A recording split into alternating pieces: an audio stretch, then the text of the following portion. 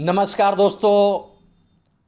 Tourism India, घूमो India, रोमांचक India के इस सफ़र में आपका स्वागत है, आपका अभिनंदन है। मैं हूं रामेंद्र सिंह चौहान। टूरिज्म इंडिया, घूमो इंडिया, रोमांचक इंडिया के इस सफ़र में आज आपको दुनिया के कुछ आश्चर्य से, कुछ अजूबों से, कुछ करिश्मों से रूबरू कराएंगे।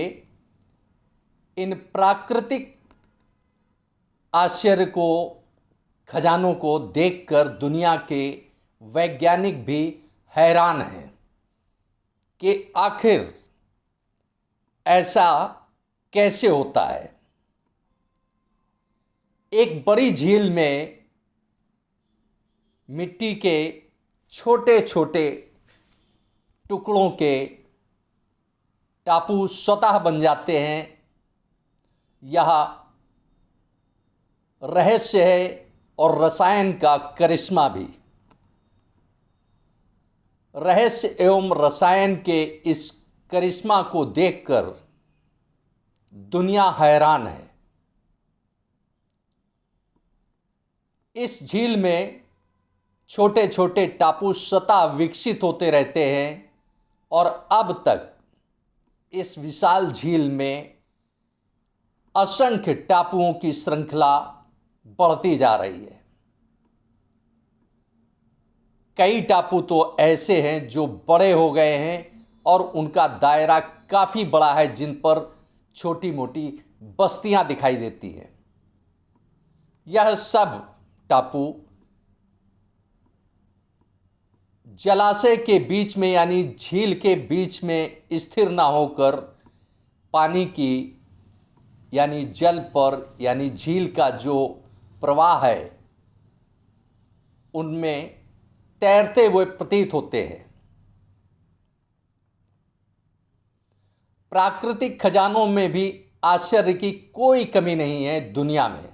जी हाँ, प्रकृति ने जीविकोपार्जन से लेकर आनंदित जीवन के लिए प्रचुर संसाधन उपलब्ध कराए हैं। तो आइए इसी श्रृंखला में आज चलते हैं उत्तर पूर्व भारत की लोकतक झील की सैर पर।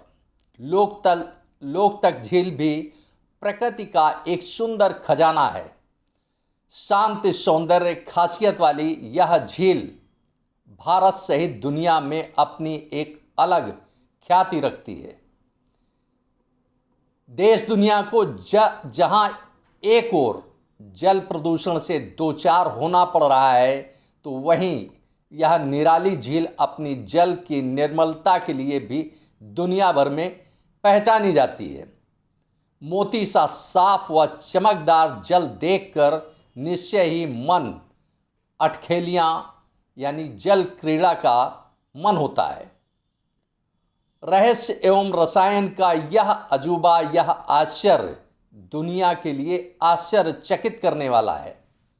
कारण इस विशाल झील में झीलों की भी एक लंबी और बड़ी श्रृंखला है।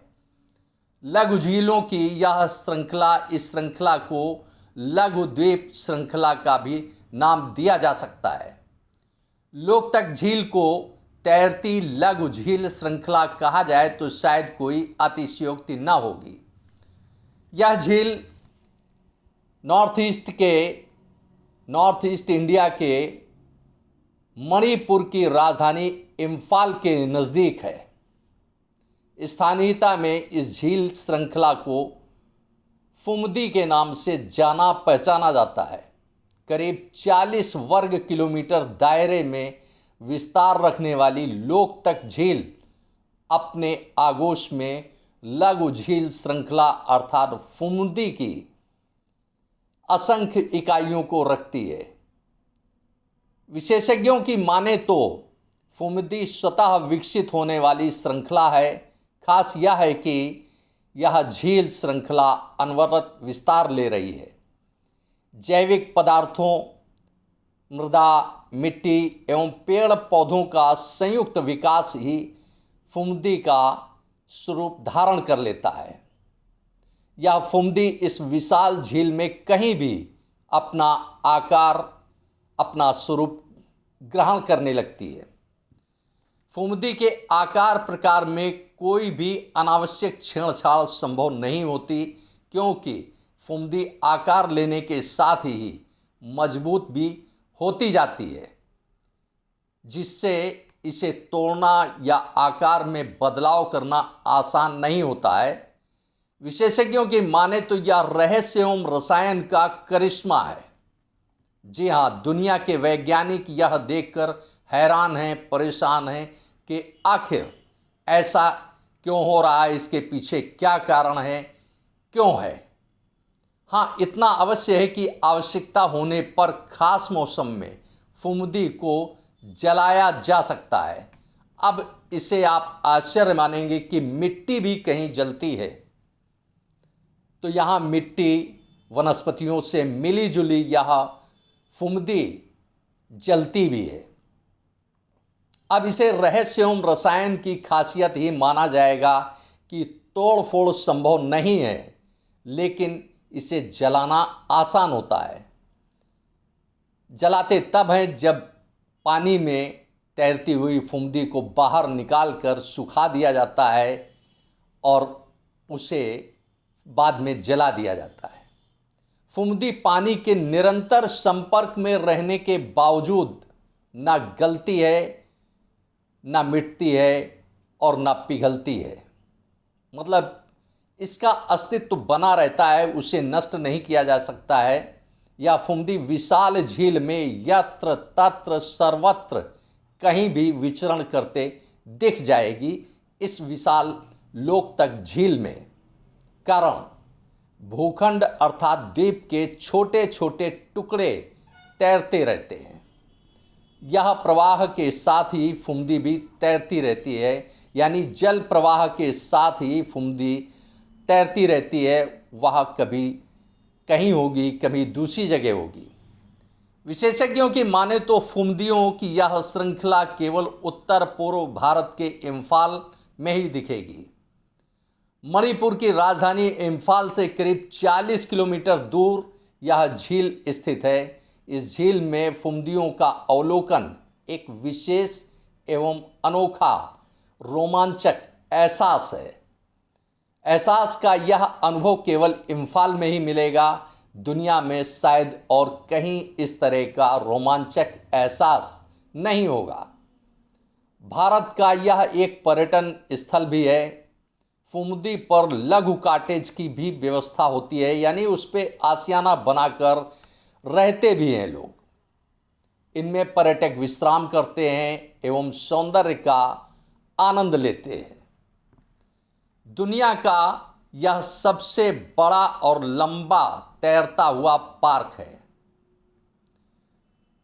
इसी के लोकतक झील में एक बड़ा लंबा तैरता हुआ पार्क है। स्थानीयता में इसे केएबुल लामजाओ नेशनल पार्क के नाम से भी जाना पहचाना जाता है। मणिपुर के विकास में भी इस झील के जल का योगदान माना जाता है। झील के जल से विद्युत परियोजनाएं भी संचालित होती हैं, तो वहीं पर्यटन को भी भरपूर स्थान मिलता है।